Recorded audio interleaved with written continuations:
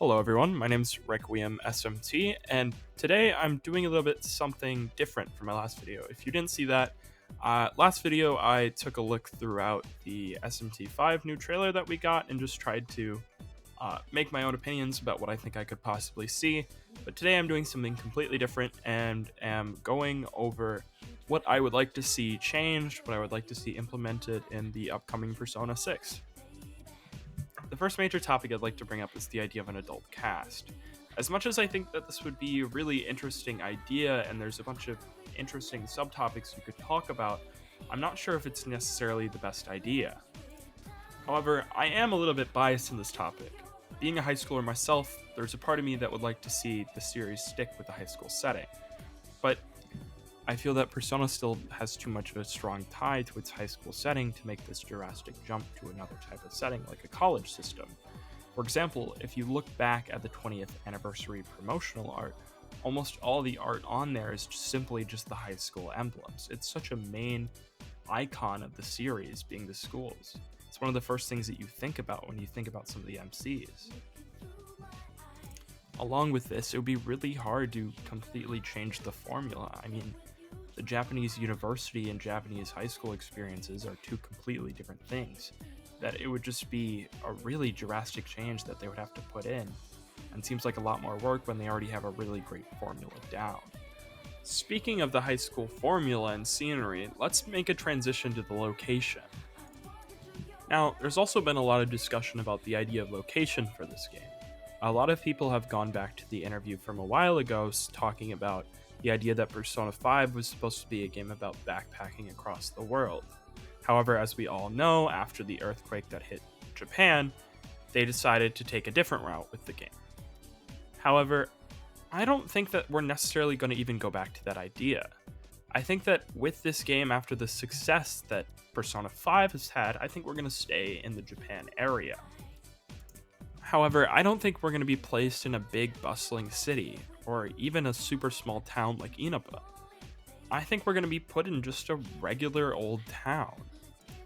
While doing some research about the populations of Japanese cities, I discovered a town called Honsho. This town is a town with roughly 500,000 people and it's located near Mount Fuji. It's a decently sized populated town, but nowhere near the 14 million of Tokyo or even the 70,000 for Fuefuki, which is the place that Persona 4's Inaba was based off of.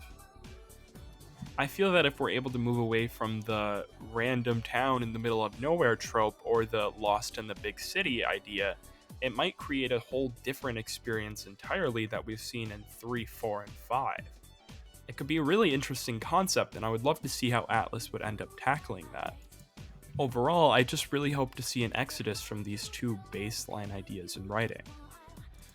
Not that these things are necessarily bad, but I think it would just be a really interesting change in pace. Now, I'm not going to go as deep onto this section because on every video you see on YouTube talking about Persona 6, what they want changed, what they want new, everyone is going to be talking about the social link system. For me at least, the social link system was one of the main things that brought me to the Persona series.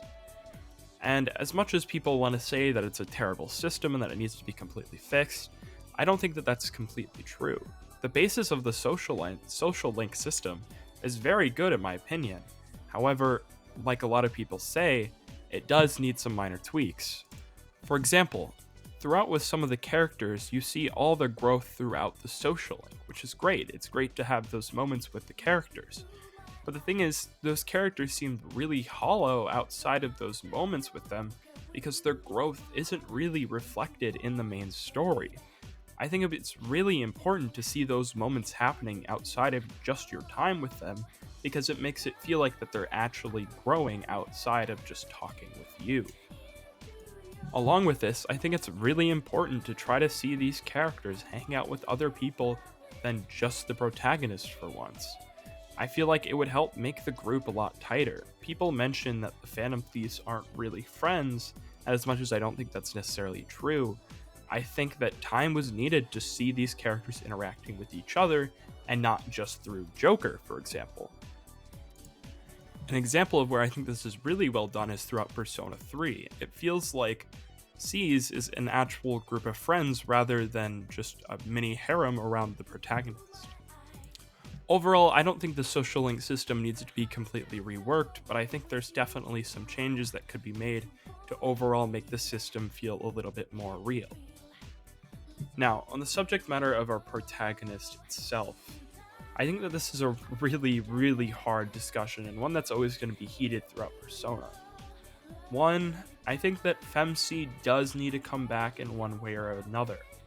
However, I'm a little bit worried with how Atlus is going to handle it. I would much rather see one fully fledged out protagonist than two gender options for the protagonist where one doesn't feel necessarily as fledged out. Because of this, I want them to take one route or the other. I don't want them to have a necessarily choose between genders. I want them to have one solid one. Whether that's the male, whether that's female, I'm fine. I just want there to be one fledged out storyline that doesn't have any other inconsistencies like Persona 3 Portable did, saving Shinji.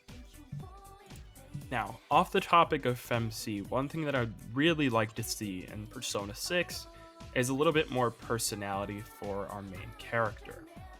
I know that this is kind of a rough topic considering the idea of a self-insert main character is to really not have a lot of dialogue so you can input yourself into said character.